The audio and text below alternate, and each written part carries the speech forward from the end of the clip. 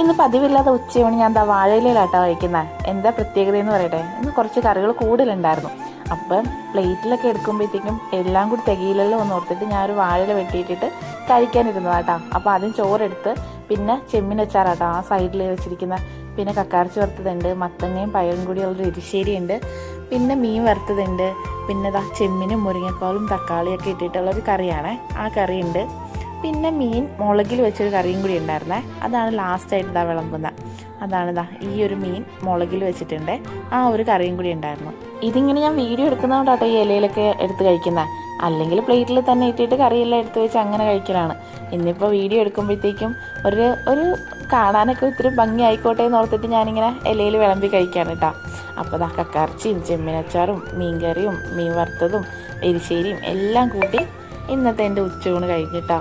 അപ്പോൾ അത്രയേ ഉള്ളൂ ഇന്നത്തെ video. Thank you so much for watching.